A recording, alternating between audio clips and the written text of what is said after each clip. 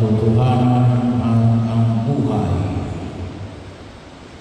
Ito yung palagi natin naririnig at pagpapahayag na ipinamamanig ni Jesus.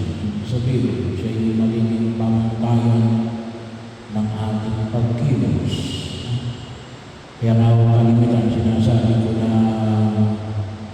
gusto ng Diyos na lahat tayo ay maligtas. Gusto ng Diyos na tayo lahat ay maging kabahagi na Kanyang katatayuan.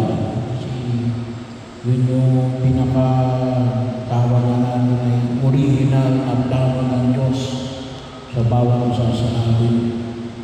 Sinira naman alin ng tinatawag natin original na kasalanan.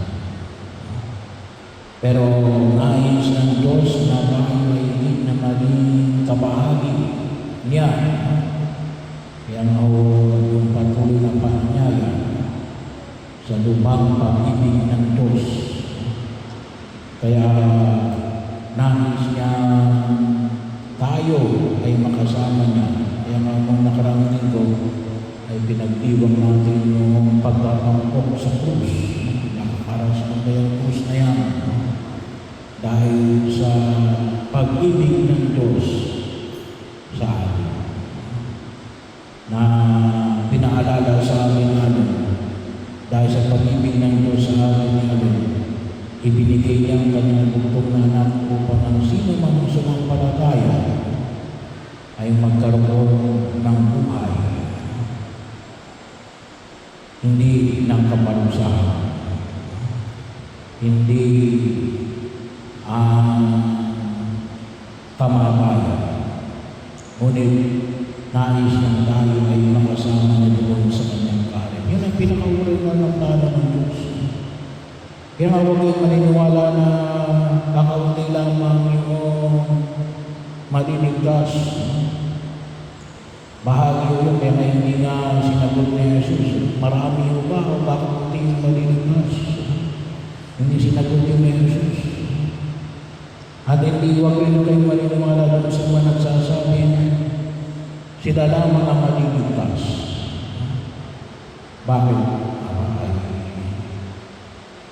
Tinatasahan na ninyo yung maliligtas ng Diyos.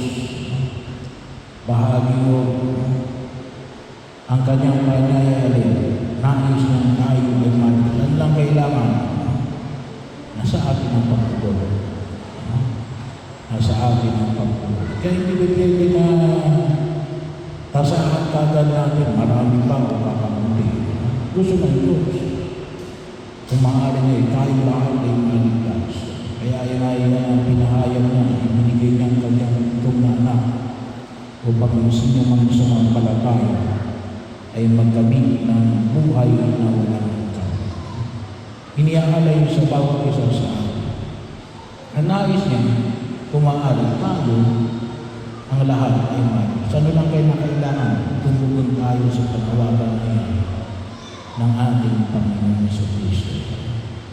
Tayo ay lumakad sa landas na ipinamamanig ng buong may kapal.